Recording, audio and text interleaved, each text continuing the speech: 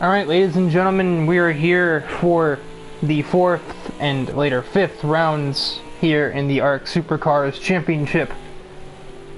This week it is the doubleheader night at Ruapuna Park, the outer loop, which is a curious choice, if you ask me. This certainly isn't the layout I think of when I think of this track, and I don't really think of this track all that often to begin with. Qualifying has just sort of begun, but it is a very hectic qualifying session because there's a lot of cars and not a lot of racetrack.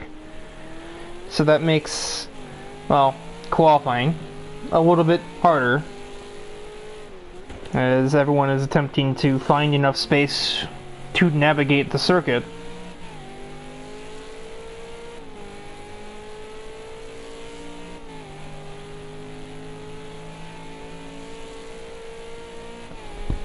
I'm on board with Jason Jester, who's currently the pole sitter. He's run a 48.8, and he's obviously found quite a clear piece of track to do that lap in. I think if I remember right, this track is 0.83 of a mile. Wow, that's a lot of curb.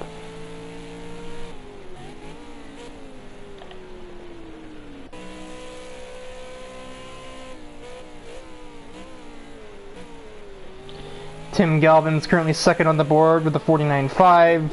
Luke Allen's third. Luke Allen is in some gravel. Oof.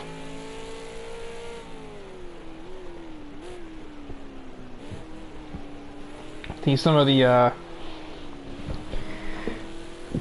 less known faces here in the Supercars Championship, drivers who, well, they're not making their debut by any means, but they are making their first start in this championship. We have... Oh, you're not one of them. I'm done. Jake Scarborough, who's not currently on the track. That is Fidel's missing teammate in the 14 car. And we also have, nope, your normal Jackson Tate in the 5. Who just, I think, just got a speeding penalty. He's also got a lot of invalidated laps. He is making his first start in Project Cars 2 in a while, if not period.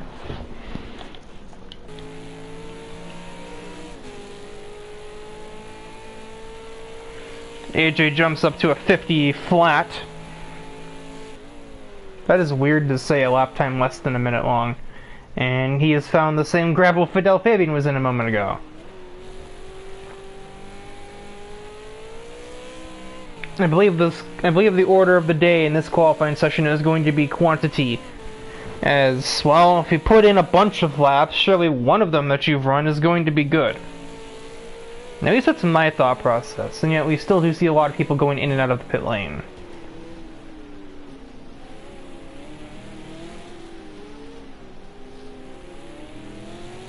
Luke Allen has gotten a pit lane violation. That's a grid penalty for him. So darn shame, since at the moment he is actually in a pretty good qualifying position. DIVEBOMB, I'm pretty sure, will find some more time on this lap. He will actually not, because I think that was an out lap. I don't even know this layout well enough to do a track guide. I barely even know Ruapuna Park at all, as somebody is way off base there. Like, I've not seen Ruapuna Park in months, maybe even years at this point, and the last time I raced it, I'm pretty sure was not in ARC.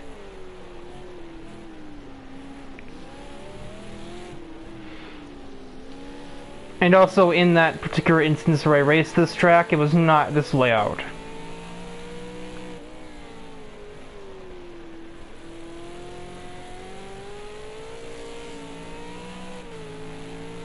DIVEBOMB heads up to the line. Let's see what he's run on this attempt.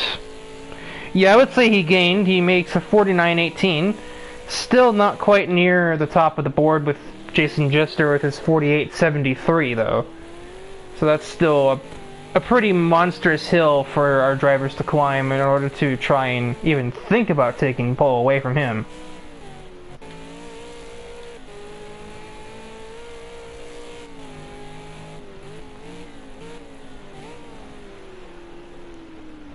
I'm surprised the game called that track limits for Tim Galvin.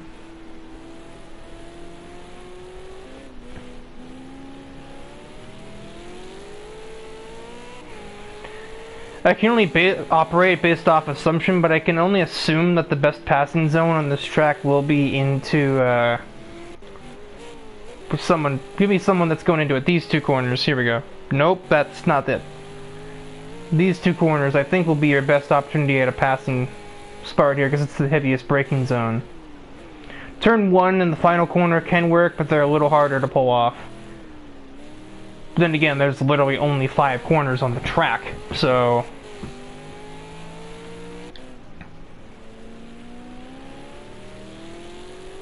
But turn 2 is absolutely not a passing zone, nor is turn 4. Turn 4 is just a continuation of 3. So I guess it's kind of a passing zone. By way of, you still have to finish the overtaking attempt if you didn't complete it into 3. DIVEBOMB improved further to a 48.95.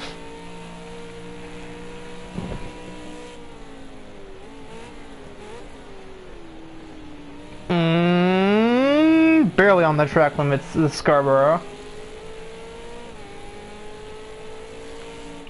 Yep. Tim Galvin has upset the stewards. He's gotten lap invalidated.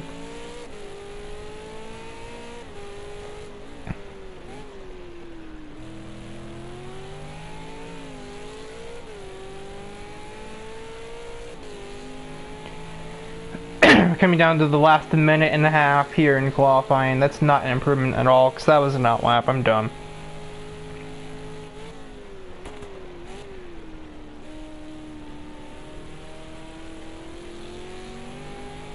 Clearly the order of the day here is track limits. The curbs are wide and you will have to use them all in order to maintain speed.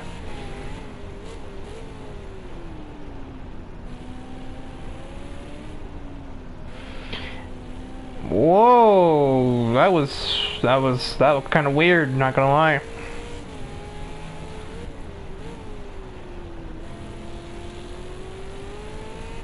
Out of the last turn for this lap, what does AJ Knickel pull off?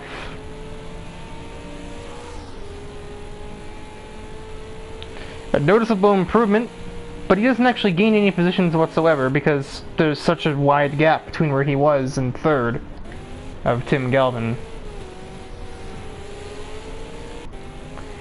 AJ's teammate, Zach Saunders, has not had the most luck. Holy crap, neither is Logan Cool. This guy is driving a soapbox.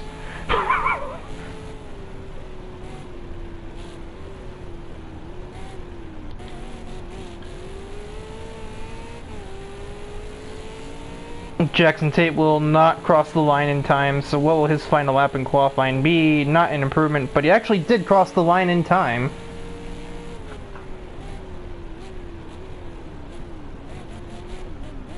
Oh, whoa. About keeps it on the racetrack. First, let's see what Jason Jester runs, because he's the provisional pole sitter at the moment. No improvement. AJ Knickel's not running. Tim Galvin does not improve. Not running, not running. Zach Saunders is not running. Logan Cool finishes off his lap. No improvement. Final turn for Jackson Tate, and he is barely hanging on to the race car.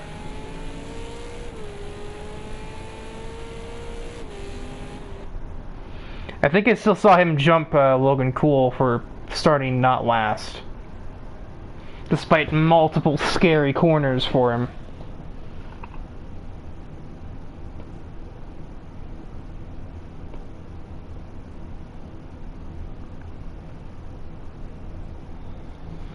So there is our grid for the sprint round. So give a full rundown of which I will give a full rundown ahead of the actual race start.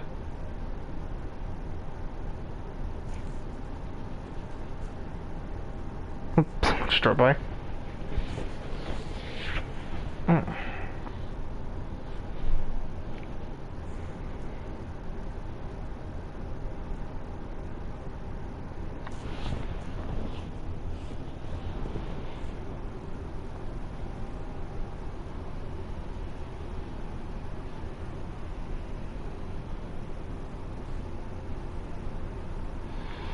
And so here we are on the starting grid. An 11-lap race here isn't really going to run us all that long. Assuming no cautions, this race should only take about, let's see, about 9.5 minutes, 10 minutes, I would say. Not sure about exact numbers, but it won't be too long. Less than 10 minutes, I would say. And the starting grid goes as follows. So the pole sitter is Jason Jester, followed by DIVEBOMB, AJ Knickel, Tim Galvin, Carter Ritchie, Luke Allen after his one-place grid penalty, Billy Targi, Fidel Fabian, Jonathan Jurgensmeyer, Jake Scarborough, Jan Torres with a kind of underwhelming qualifying performance relative to his abilities. A race winner earlier in the season, starting 11th. Zach Saunders in P12, Logan Cool in 13th, so that was just an optical illusion, and Jackson Tate last on the starting grid.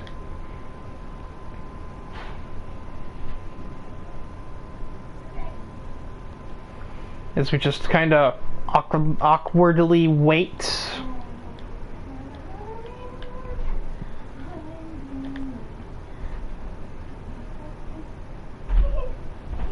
It's not the right timing.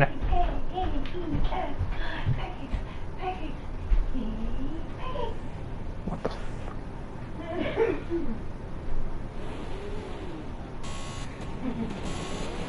And there are the green lights. Have we usually seen those? And we're away, and DIVEBOMB gets a rockets takeoff there. And Jason Jester might also be overtaken by Tim Galvin as we head into turn 1. Or Jason Jester will just rear end the ever-loving heck out of DIVEBOMB and send him flying off. Tim Galvin is around, and Fidel Fabian is upside down. I think we need a yellow flag, ladies and gentlemen. AJ Nickel is around. I think most of the field is around right now.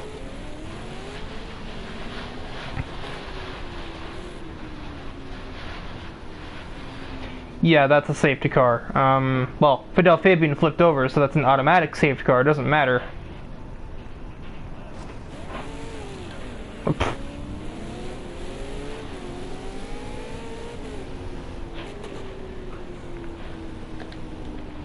Alright, well that was something. That was one of the race starts I've ever seen.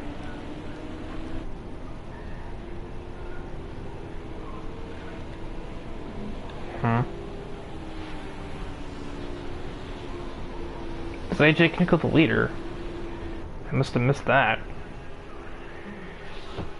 And DIVEBOMB has been dethroned. He had such an amazing... You're not DIVEBOMB.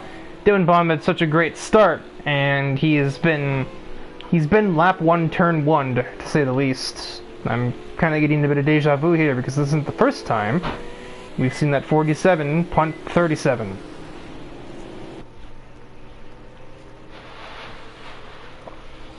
Hate to be that guy, but it's not the first time. And also ignore the background noise. I'm selected to choose the exact moment the race starts to make food.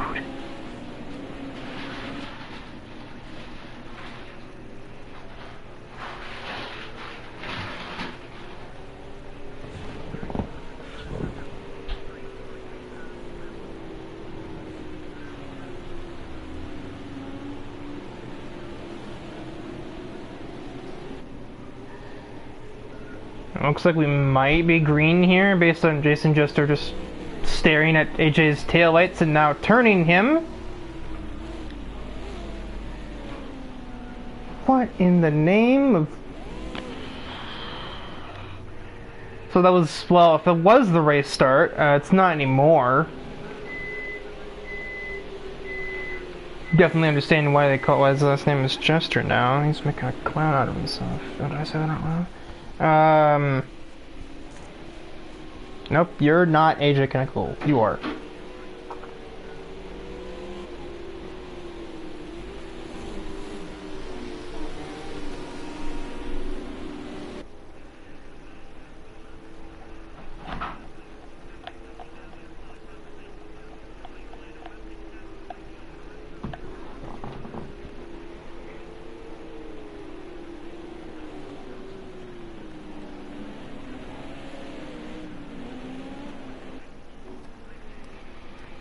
Here's to the hope that perhaps AJ Knickel's car did not take damage, and we can maybe go green this lap, but I don't even think so, because the cars that pit for damage just there are nowhere nearby. Yeah, I don't think we're going to be able to go green on this lap either. No. The track announcer PA is going absolutely ham right now.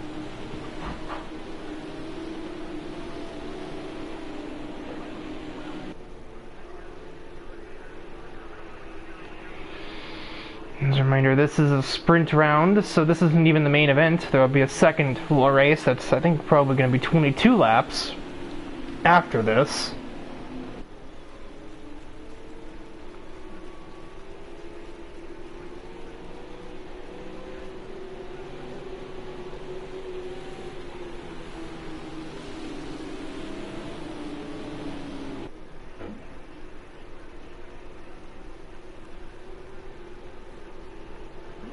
I think we can finally go green on this lap, though, now that we've spent almost a half of the race under yellow.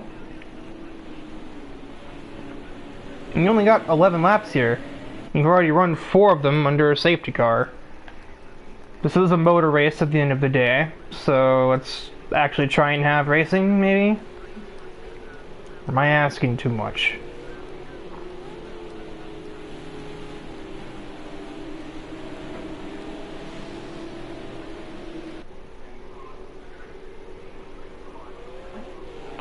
And AJ Knickel floors it, and we are once again green here from Ruapuna Park. I think it's how you, I assume it's how you say that, so I've always heard it. The camera is not able to keep up properly at all. And both the two leaders have gone horribly wide in turn 1, as have many others. Including Jake Scarborough, not that I can get the camera on him because the leaderboard's flopping around. AJ Knickel makes an attempt at the lead, does not work. He gives Jason Jester a little bit of his bumper. Not enough to do much yet.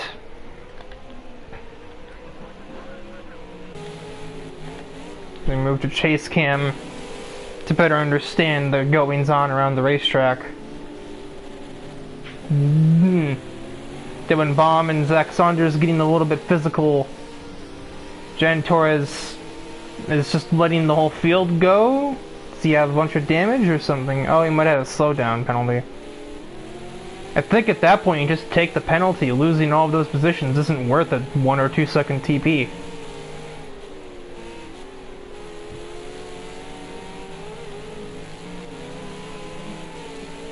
Carter Ritchie is frantically changing lanes to keep Luke Allen at bay. Crossover attack from 2-car are going to continue to be side by side out of the hairpins complex. But Luke Allen, I think, will have the advantage in P3. Billy Targi looks for a move on his teammate. And Ritchie's probably not going to fight that too much. Or maybe maybe Billy will just let him go. Which is exactly what has just happened.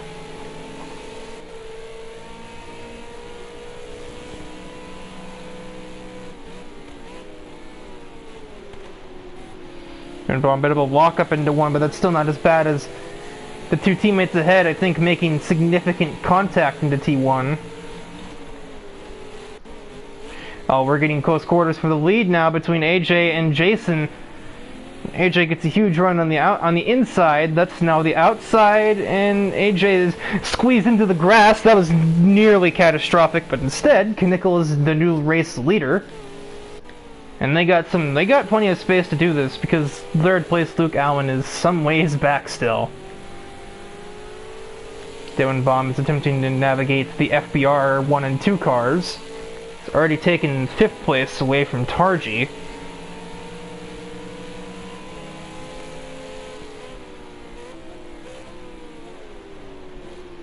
I don't know how Carter got that slowed down in time, really. I thought he was missing that corner. Everyone is horrifically off at turn 1. That allows Fidel Fabian to overtake Jurgensmeyer. Jason Jester I think he might have tried something into those hairpins, but he could not convert. He remains P2 for the moment.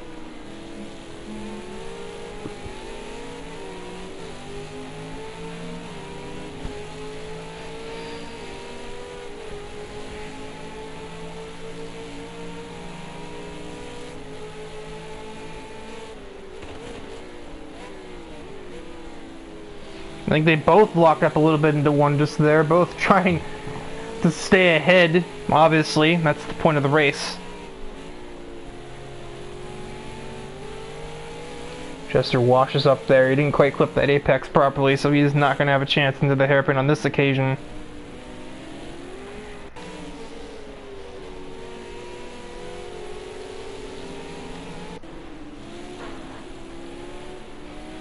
DIVEBOMB still struggling to overtake Carter Ritchie, but an opportunity has presented itself. He's going to try to shoot on the outside, brakes incredibly late. It's not clear, but that contact is not enough to keep DIVEBOMB out of P4.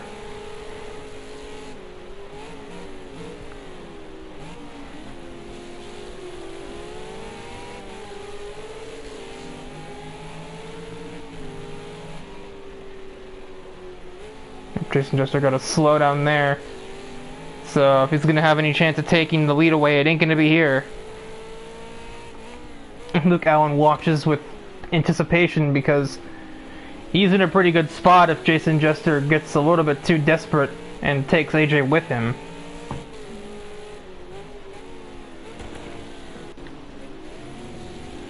Fabian almost turning Tim Galvin through the hairpin section.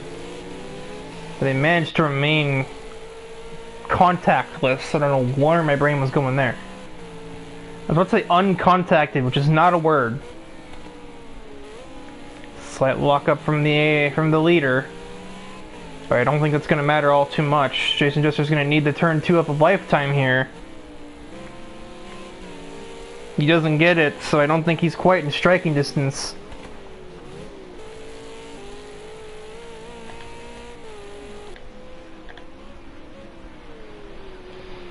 I think you've pretty much got a running order set in stone here, barring something unbelievable happening.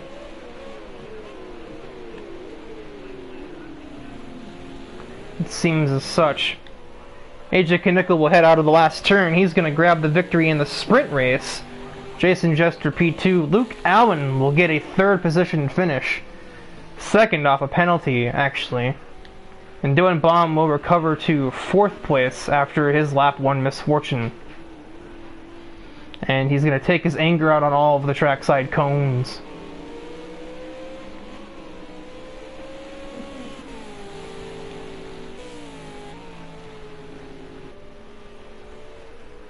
Oh my god, he is not happy. Post-race stuff doesn't usually mean a lot, but I feel like that had some meaning behind it. I don't know if I can blame him. This is the 3rd week now that something like that has happened involving these two, and we're only 3 weeks into the championship.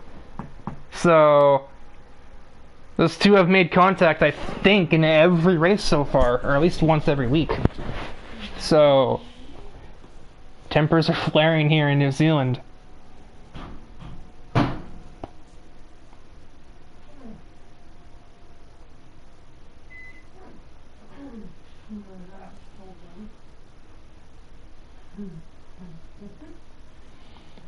As we sit and awkwardly wait for the AJ to transition back to the lobby so we can set up the main event race.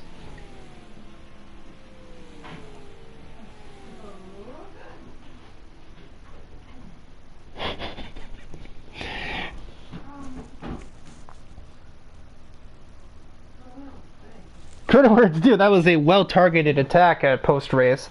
Not just the cooldown lap, so nothing really matters there, but it certainly sends a message of kindly go jump in a lake.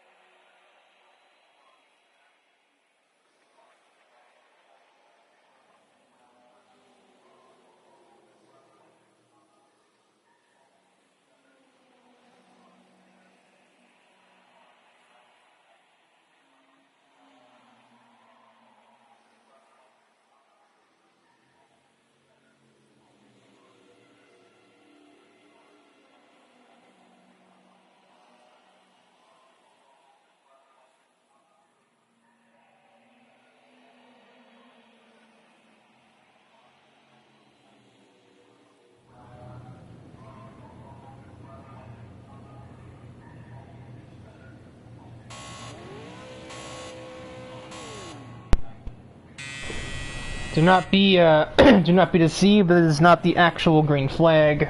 You're running 2 laps of formation lap in an effort to get the starting grid set up how it is supposed to be. Hopefully the drivers remembered, because for the most part I don't remember. Of course, it's not my job to, so. Well,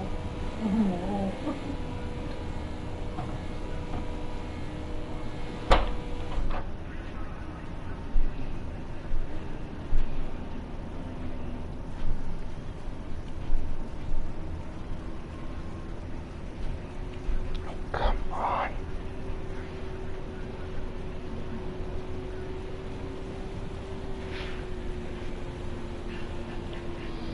It's also wrong. It's a 30-lap race, essentially.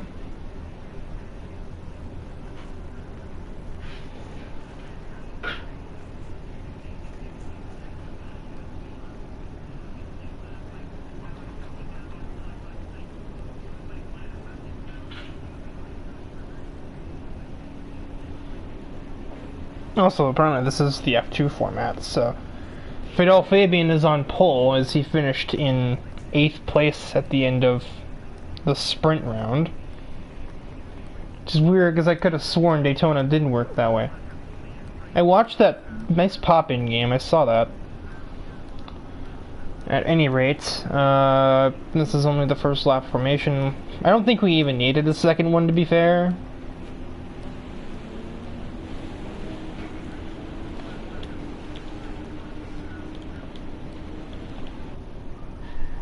Nope, Zach Saunders is disconnected. Saw that pop up. Or are we going green? Everyone's lined up double file. No, we're not. Everyone's already stacking up and we're not even going green this lap. Interesting.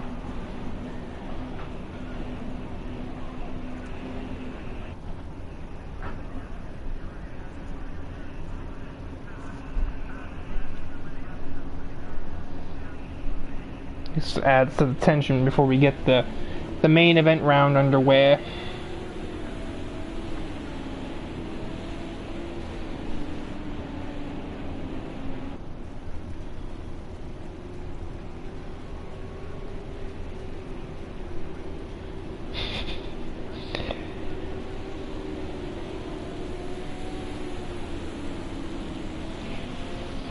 I like that the FBR cars are the second row together.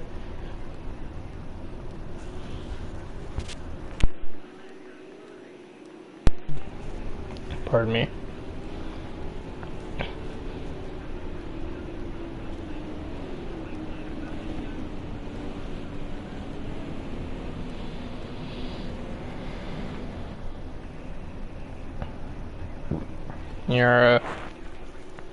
You're just about a minute away from the start of this thing.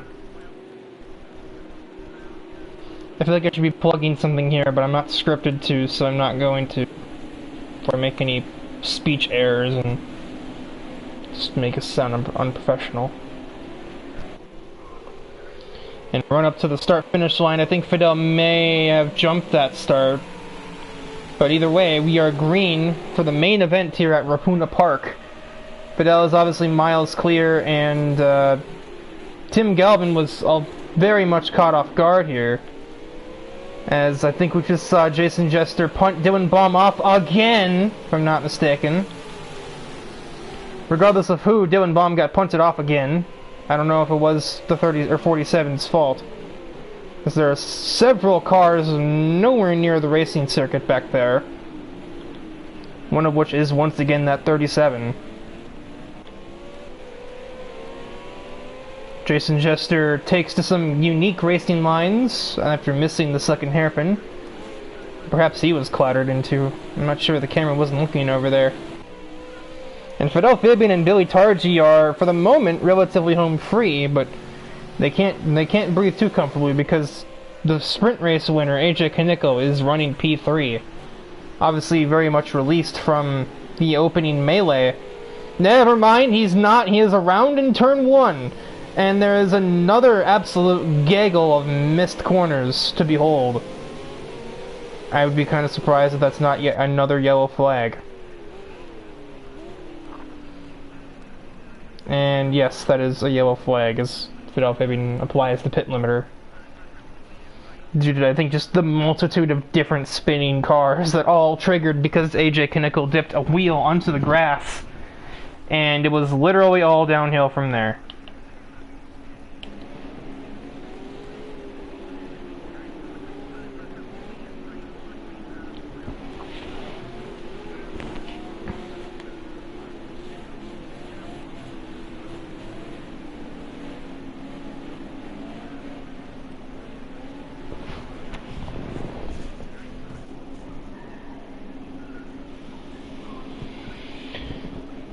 AJ Knickel is the only driver that has to pit, as he took a, I think he took Carter Ritchie to the face after his spin. If you really squint, this car looks like the Bentley GT3. That was some very fast damage repairs.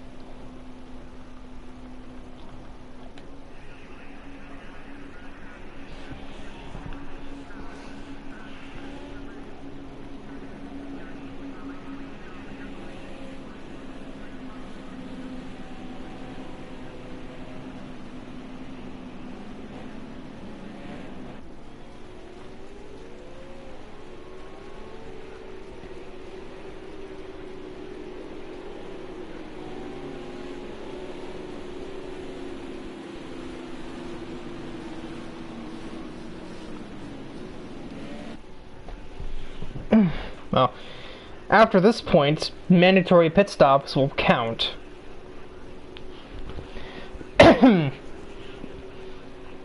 As we have completed 3 laps post-formation lap.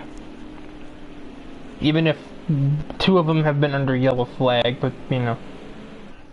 It does not discriminate. If it was a completed lap, it was a completed lap.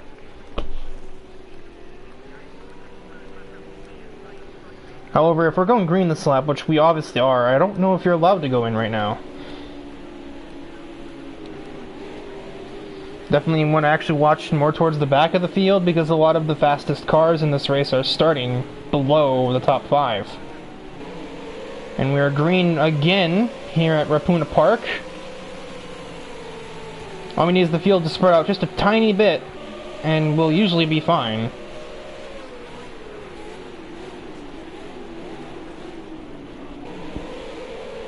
You could just saw Logan Cool get tagged by somebody just then.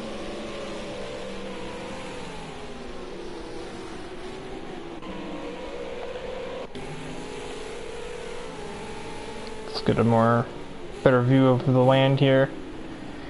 As we see Carter Ritchie, or no, that's Tim Galvin. I get that confused because it's MRT and MCT. Tim Galvin tried to move, didn't quite work. Jason Jester smacks into the back of Tim Galvin.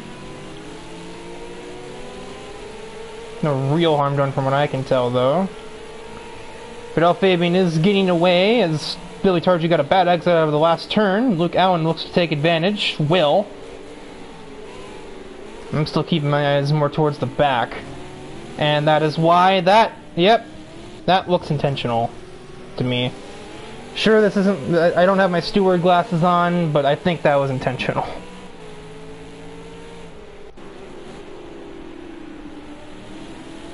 If it wasn't, I'm sure it's one of those oh well type moments.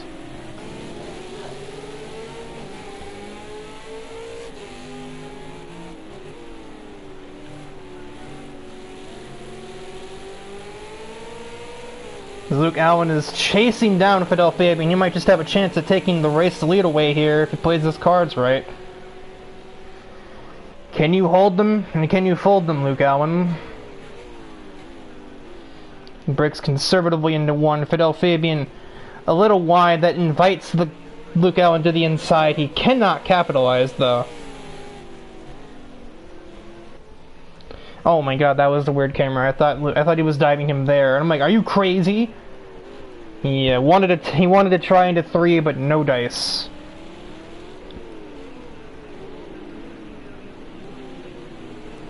Billy Targi versus AJ Knickel. Billy wrapped around the inside well, but he got a little unstable out of the first part. I think that's allowed AJ to come on through and grab the position. Never mind, Billy's still on the inside. AJ is very wide, and Billy Targi defends successfully. Jake Scarborough is in. I'm not sure if that was planned or not. The leaderboard is having an absolute meltdown.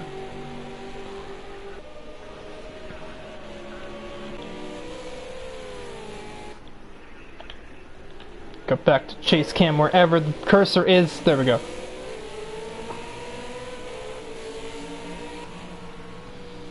Now Carter Ritchie is around miles off of the racing circuit. I don't even know where he is. And Luke Allen, meanwhile, has taken the lead, but he didn't do it the right way, and he's giving the lead back to Fidel Fabian. I don't know if that was a cut track or if there was contact, but he didn't want it that way.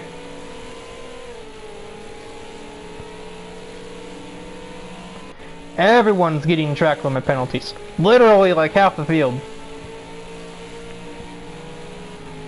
AJ, Billy, Jason, Dylan, and Jackson, who's pitting in just now for, I assume, is mandatory. Oh, but he overshoots his box and you can't reverse. Never mind, that's not his box at all, actually.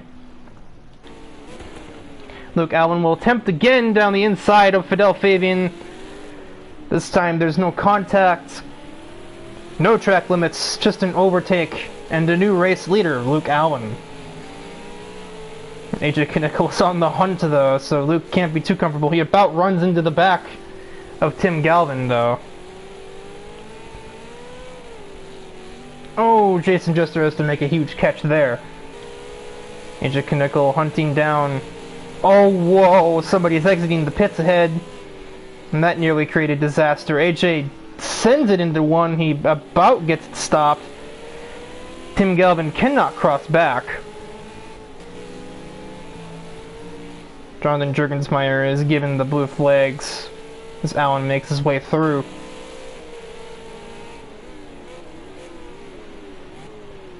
Oh, AJ Knickel has missed the hairpin. And that puts Tim Galvin in with a chance of taking second back, but he cannot do anything with it.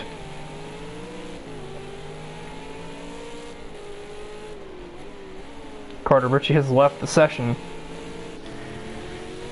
AJ Knickel has to correct through the last turn, but that doesn't mean a whole lot. Tim Galvin's not too close.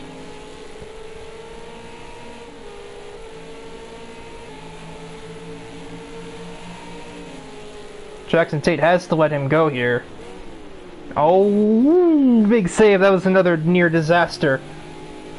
As the track gets thinner, getting off the front stretch into turn 1. And that was nearly a bottleneck breakdown.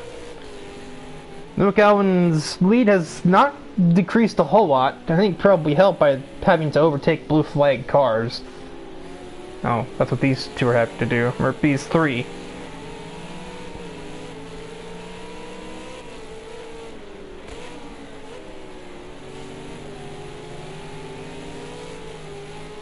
Jason just with another huge catch out of the last turn. Dylan Baum is gaining on the 47s, so this rivalry has not yet come to an end, I have a feeling.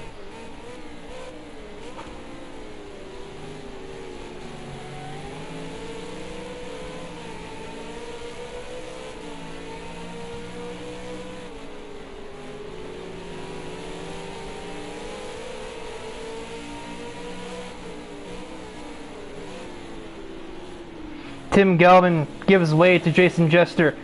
Smacks Dylan Baum off the racetrack entirely. I'm not sure what that was either.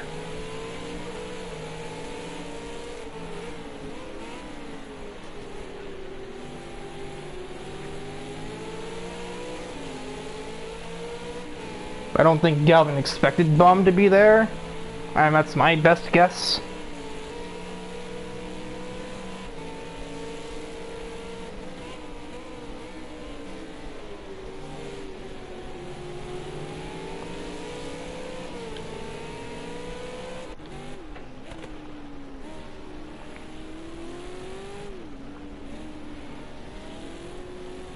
course, keep in mind too, a lot of the cars in the back are not on, they're not back here just on pace, they're back here because they've taken their mandatory pit stops.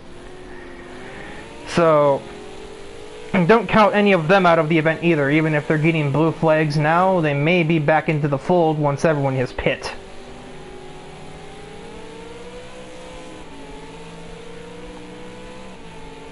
More of those weird slow burn slides from the V8 Supercar, this time for Dylan.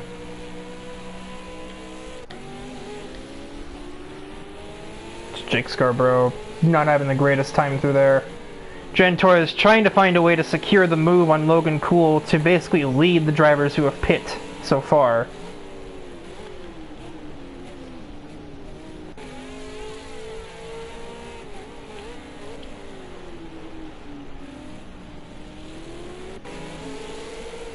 Oh, he's had a huge exit there, and he's about made himself freak out trying to get down the inside of Logan.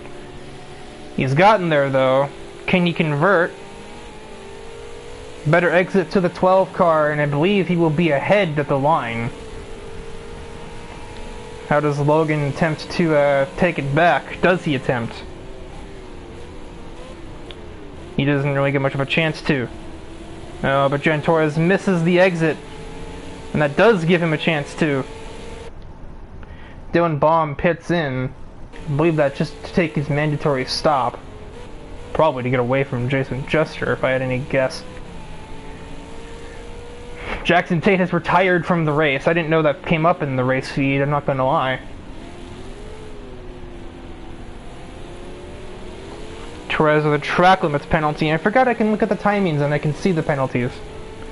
Somehow I don't think that 31-second time penalty is legitimate. Usually if a time penalty is that big, it's from some mistake on the game's part.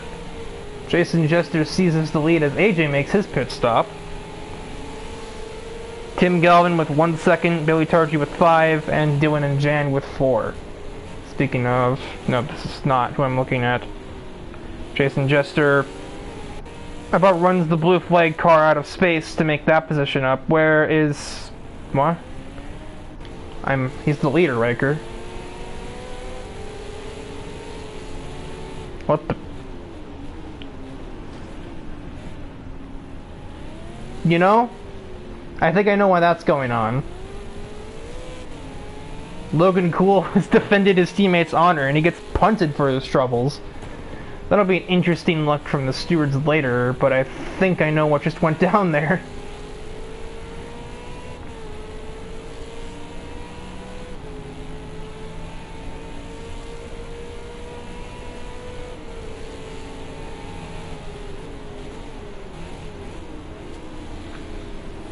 Chester's stuck in traffic. Tim Galvin boxes. That should put Luke Allen back in P2. I think he's still the net leader at the moment. I don't see any reason why he wouldn't be. Until AJ Kaneko overtakes, which he's looking like he's awfully close to doing precisely that.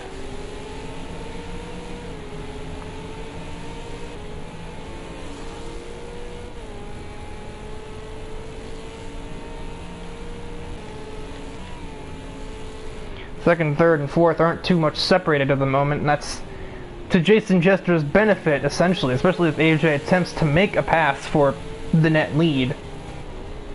I don't see why he wouldn't. A pretty big exit out of the kink. AJ Kaneko goes down the inside of the 33. Outside becomes the inside, though. Does Allen have any challenge for the 7? That looks like that is a hard no, and AJ Kaneko will grab P2. Which, for all intents and purposes, might as well be the lead, because once Jason Jester exits the pit lane, he will be the leader. DIVEBOMB is not quite involved just yet. Luke Allen is looking to the outside. AJ defends into one, and nothing doing here.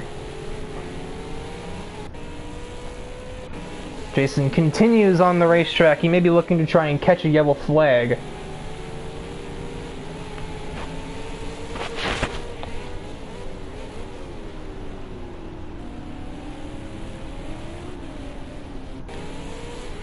A battle for 6th. I think we just saw Billy Targi defend from Jan Torres into T1. Oh, the curb just about sent him to the Shadow Realm.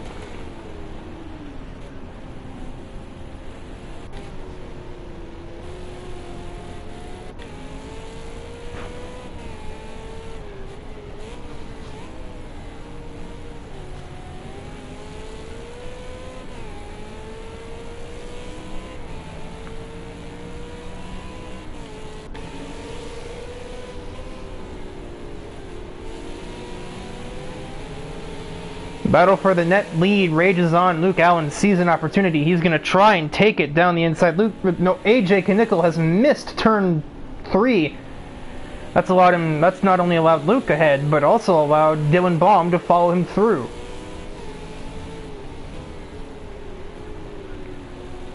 So not the time for a braking mistake. And a time limit. A time limit? Wow, a track limits penalty for good measure. Possibly one that'll be removed if what I suspect is true, that he only got that penalty from going wide from locking up the brakes. Which shouldn't be a penalty, but this game is not intelligent.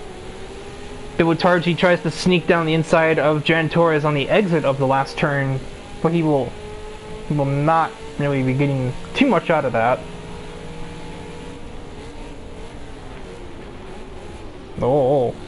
Both drivers looks like they're on roller skates out there going into turn 1. Billy has a small run, but it's not worth the effort. Not into this turn. Wait for the next one. Luke Allen gets a time limits penalty as AJ Knickel is now fending off DIVEBOMB for the net lead.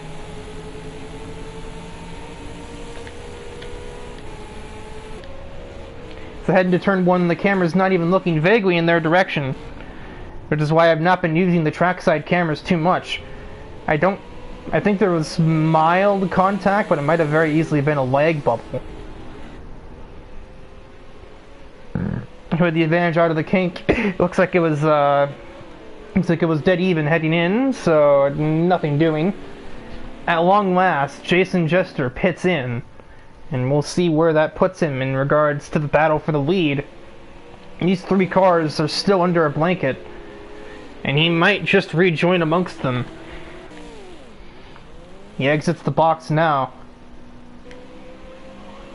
He is not going to be the leader.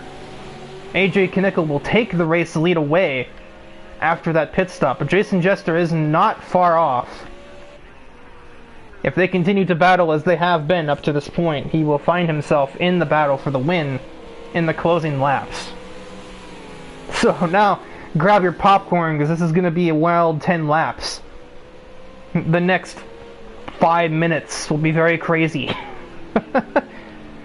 Okay, it's closer to 10, but shush!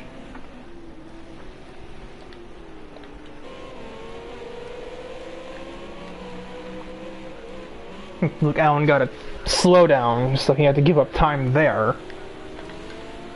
Speaking of penalties, assuming that 30-second penalty is nonsense, it seems as though it's a 2-second penalty for AJ, 4 for Dylan, 1 for Luke, 7 for Jason Jester.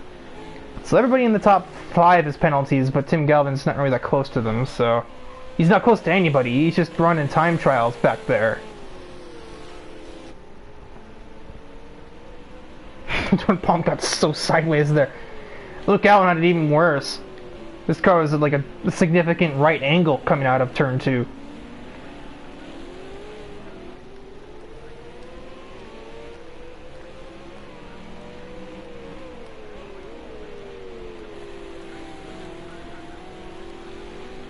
Luke Allen made a mistake somewhere along the way. That's allowed Jason Jester to pass right on through.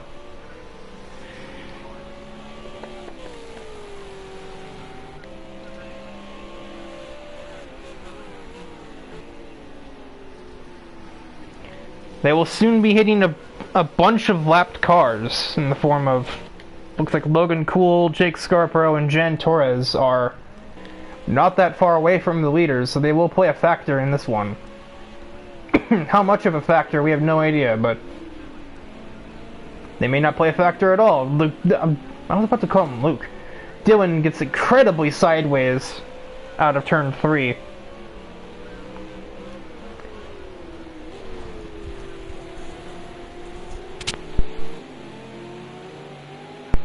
Ugh. Big cough.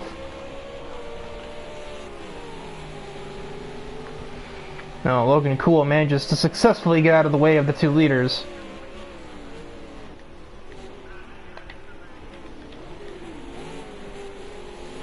Once again, Jason Jester runs him out of the way.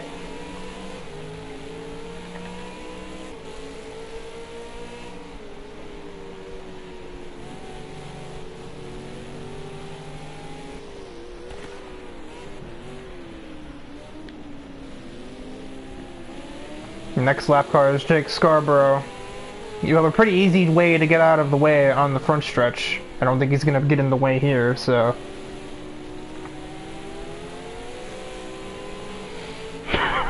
DIVEBOMB is playing Initial D over here, trying to exit the final turn.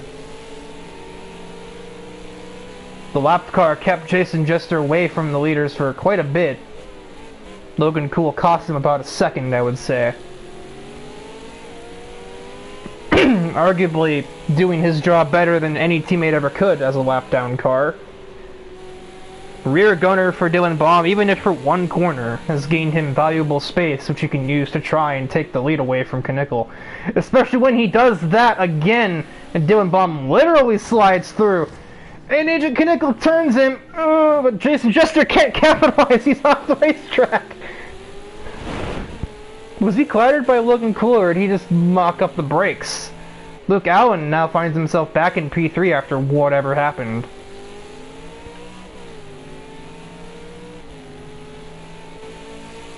The close quarters combat continues. AJ Knickel's right there on the back of Dylan, but he elects to not try. He does, never mind, try into T1.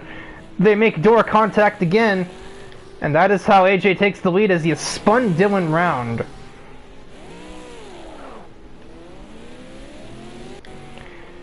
So AJ takes the lead, but at what cost?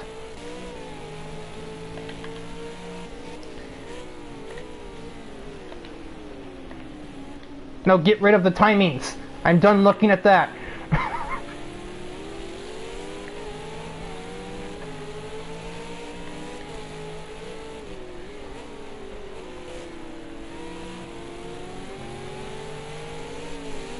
Jason Jester's not out of the race, per se. Although AJ Knickel is some ways ahead, I'm beginning to wonder maybe that might not stand.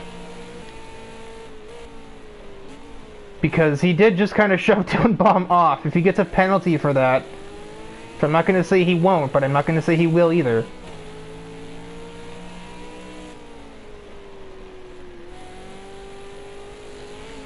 That actually puts Luke Allen in the net lead because Jason Jester has 7 seconds of penalties on track.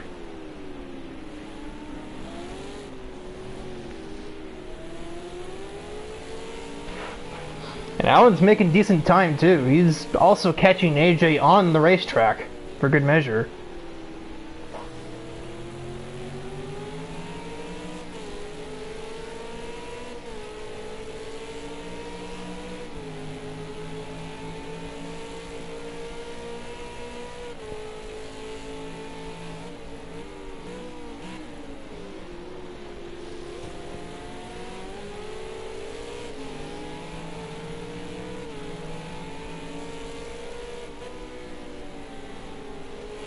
You've come up to 3 laps to go. At this point it's been a partial race of attrition, as so many ARC races have gone down in the past. There's a lap car ahead. I believe that may be Billy... No, it's not. Who goes? Oh, it's Jen Torres. They never caught him, right. I am a fool. Luke Allen is right there on the back of AJ. He might just be able to take the lead on track. But he has to do so keeping Jason Jester's existence in mind, because he can't take too long, or the 47 will capitalize.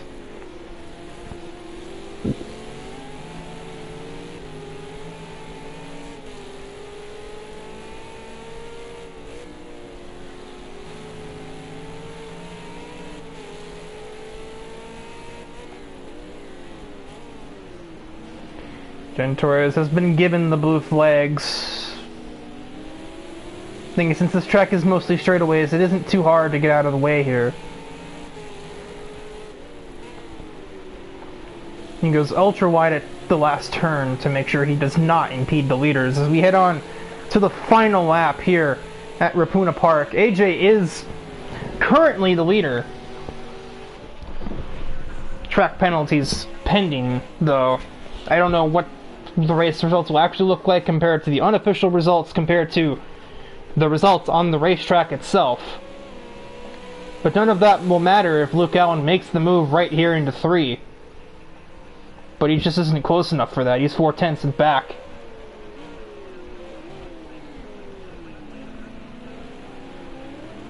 He's going to need the best turn 4 you've ever seen, and he just has not managed. He's in fact had one of the worst turn 4s you've ever seen, and he loses control. So it is going to be out of the final corner on track. A sweep for AJ Knickel. Both the sprint race and the main will go to the 7 car. Luke Allen second on track. Jason Jester third on track. Dylan Baum, a very embittered Dylan Baum, is flying through the air, breaking the sound barrier. And I think that sight is pretty much symbolic of his weekend here at Ruapuna Park. Tim Galvin P5, Fidel Fabian P6. A quiet race where he simply survived and stayed out of the way of the madness. Billy Targi 7th, Jen Torres 8th, Logan Cool 9th, and the last car to finish the race, I think, is Jake Scarborough. Yeah, he did finish.